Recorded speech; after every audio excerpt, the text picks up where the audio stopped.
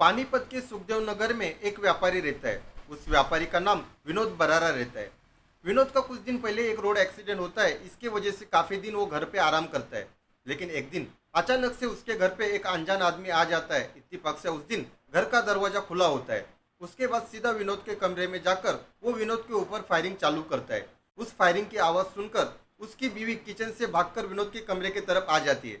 और उसके बाद जब वो कमरे के पास पहुंचती है तो देखती है कि विनोद का कमरा अंदर से बंद है। उसके बाद वो जोर जोर से रोना चालू करती है। तब तक गोलियों की फायरिंग की आवाज़ सुनकर विनोद के अड़ोसी पड़ोसी भी वहाँ जमा हो जाते हैं। उसके बाद विनोद की बीवी अपने पड़ोसियों की सारी हकीकत बताती है। उसके बाद जैसे ये लोग घर के अंदर आते हैं और विनोद के कमरे की तरफ जाने की कोशिश करते हैं, तभी विनोद के कमरा अंदर से खुल जाता है और एक बंदूक लिए आदमी कमरे के बाहर खड़ा हो जाता है। इतनी भीड़ देखकर वो काफ़ी डर जाता है और वहाँ से भागने की कोशिश करता है। लेकिन तब तक वो लोग उसे पकड़ के एक खंबे से बांध देते हैं। उसके बाद वहाँ पे पुलिस आती है और इस अनजान आदमी को पुलिस गिरफ्तार कर लेती है। आखिर दिन दहाड़े एक व्यापारी की इस तरह से हत्या किसने की थी और इसके पीछे की कहानी क्या है दोस्तों, ये जानकर आप हैरान हो जाओगे दोस्तों। अगर आपने अब तक हमारे चैनल भाव की बात को सब्सक्राइब नहीं किया तो प्लीज़ चैनल को सब्सक्राइब कर लीजिए, क्योंकि आपके सब्सक्राइब और आपके वीडियो को लाइक करने से हमें आप तक कहानी पहुँचाने में काफ़ी खुशी होती है। दोस्तों, ये सच्ची कहानी है पानीपत के सुखदेव नगर की। सुखदेव नगर में एक व्यापारी रहा करते थे और उस व्यापारी का नाम विनोद बरारा था। विनोद बरारा अपने पूरे फैमिली के साथ में सुखदेव नगर में रहते थे और उसी सुखदेव नगर में उनका एक कंप्यूटर सेंटर भी था।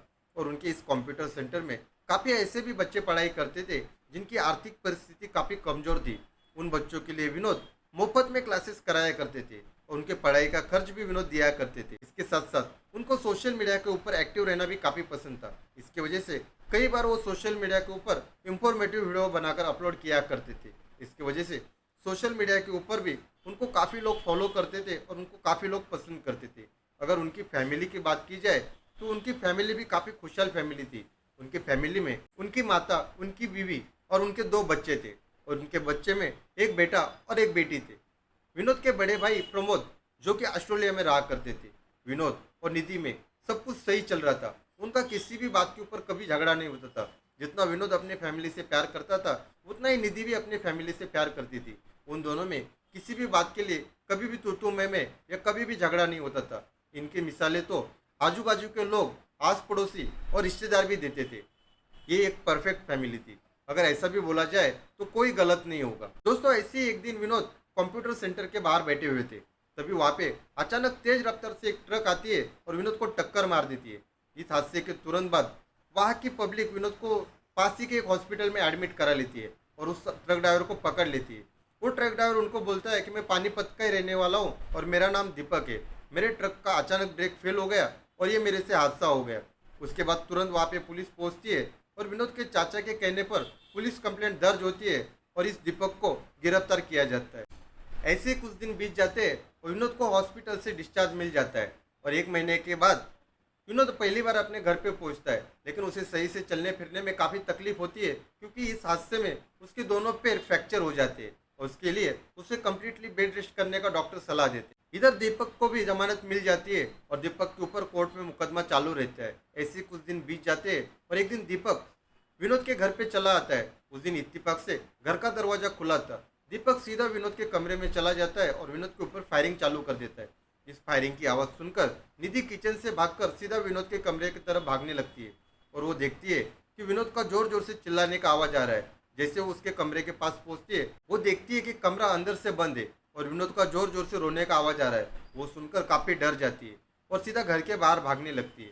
तभी घर के आजू बाजू के लोग भी गोलियों का आवाज़ सुनकर विनोद के घर के बाहर जमा होते हैं। वो सारा किस्सा अपने पड़ोसियों को सुनाती है। उसके बाद जैसे ही पड़ोसी घर के अंदर जाते हैं और विनोद के कमरे की तरफ जाने की कोशिश करती है, तभी दीपक कमरे का दरवाजा खोलता है और बंदूक लिए घर के बाहर खड़ा होता है। जब वो इतना भीड़ देखता है तो भागने की कोशिश करता है, लेकिन वहां से भाग नहीं पाता। आखिर उसके पड़ोसी दीपक को पकड़ लेते और एक खंबे से बांध देते। उसके बाद पुलिस वहां पर आती है और दीपक को पकड़कर पुलिस थाने लेके जाती है। जब उसकी पूछताछ की जाती है तो दीपक बताता है कि कुछ महीने पहले मेरा एक रोड एक्सीडेंट हुआ था और इन लोगों ने मेरे ऊपर एक केस दर्ज किया है। मैं चाहता था कि वो अपना केस वापस लेवे, लेकिन विनोद मानने के लिए तैयार नहीं था। इसकी वजह से मैंने गोली मारकर उसकी हत्या कर दी। अब दीपक के बयान के बाद कलम 302 के अंतर्गत हत्या का मामला दीपक पर दर्ज किया जाता है। दोस्तों, जो हमें सच बताया जाता है जरूरी नहीं कि वो पूरा सच हो। इस कहानी के साथ भी यही हुआ है। जो दीपक ने पुलिस को सच बताए वो पूरा सच नहीं है।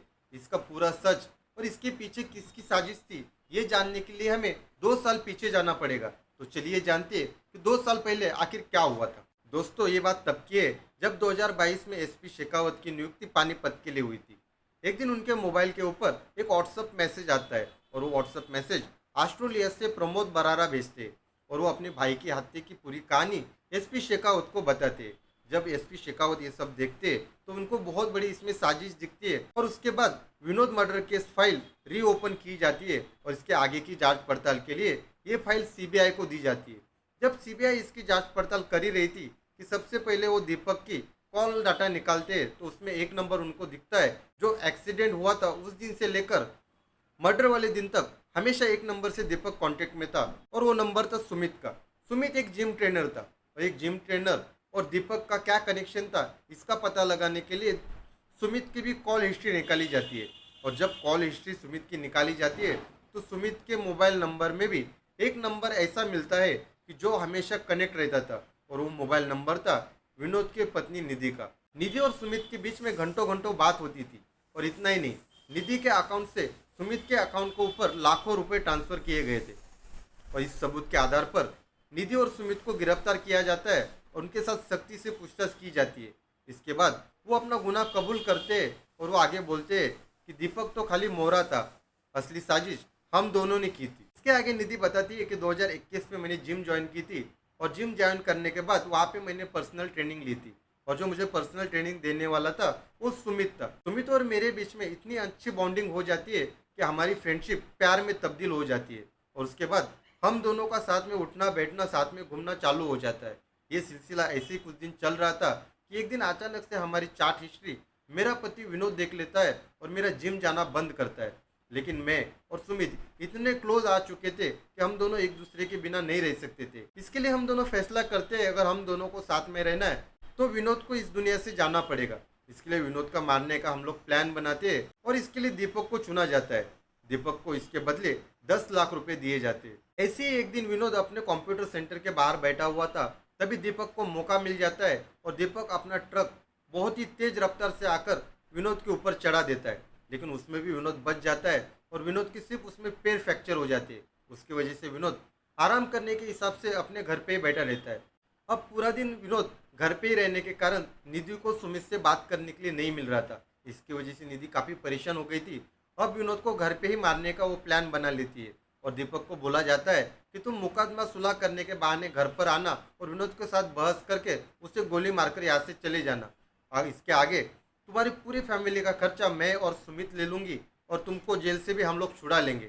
इसके बाद दीपक इनकी बातों में आ जाता है और विनोद के घर में घुसकर विनोद की हत्या कर दी जाती है।